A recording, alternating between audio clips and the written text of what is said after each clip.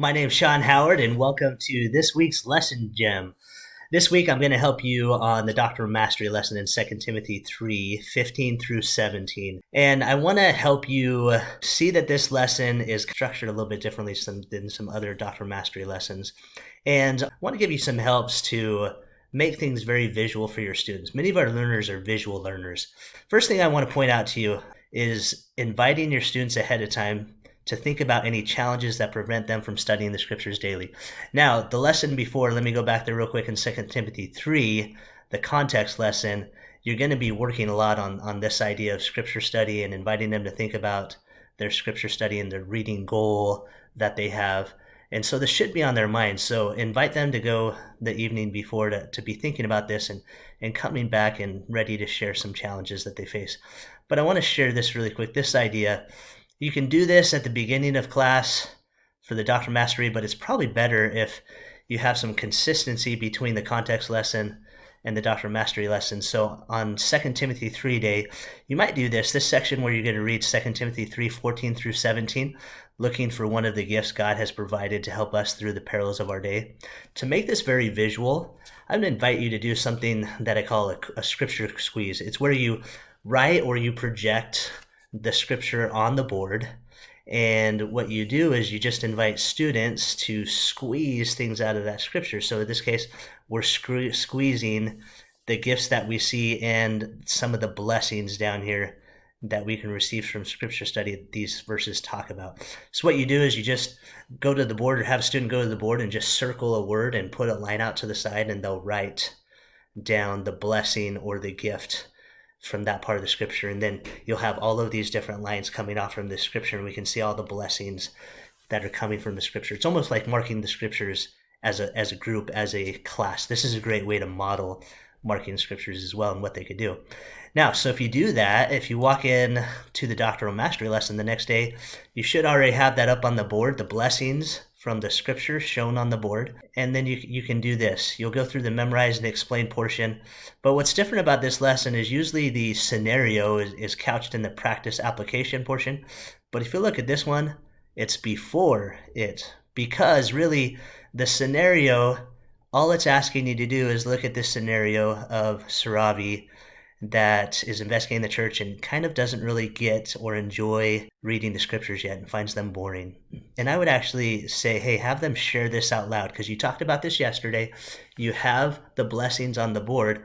Invite your students to review those blessings and to share with a partner the blessings and benefits of scripture study and how it can really bless Saravi's life.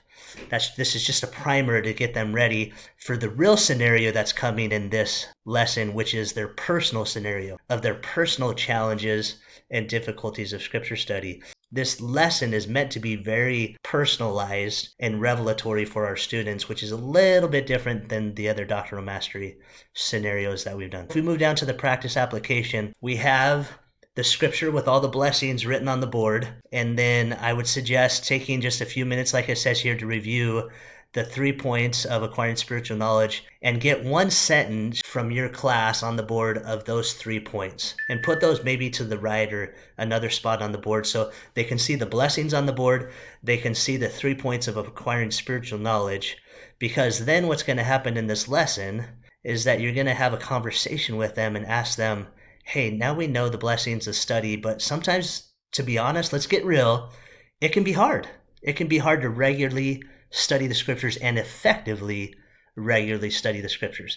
So have a discussion with them about the challenges that make it difficult to study the scriptures regularly and effectively. I would encourage you to write those answers on the board like it gives the suggestion here. Write them on the board. So now you're going to have the challenges, the blessings of scripture study, and the 3 points of acquiring spiritual knowledge in a visual place for them to see. If your students are really good and you know that they can kind of do things on their own, then you want to go forward in this lesson and set up the spiritual experience of them seeking revelation to identify their own 2 obstacles, writing down a few ways using the principles of acquired spiritual knowledge on how to overcome those obstacles and start working on that. And it gives a few ideas, great ideas in the curriculum here to do that. But what I want to focus you on is if your students struggle with doing that personalized section, maybe they're a little younger, here's a suggestion I'd give you. If you have these challenging points on the board, you could ask your class, hey, which one of these do you think is one of the greatest challenges? And just choose that one and go through the process as a class.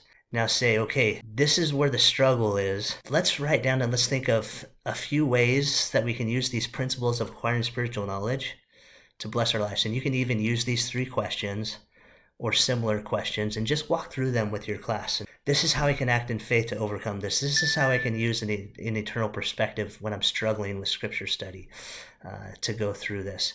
And you might even keep writing things on the board from this scripture and what they're learning and seeing that. And then once you've kind of had the experience as a group, then you can invite them to go back and have their personal experience for a few minutes to identify some things that would help them in their personal study and actually start to change their goal or do something so that they can get the benefit and the blessings of the revelation they received that day. Our students are very visual at times.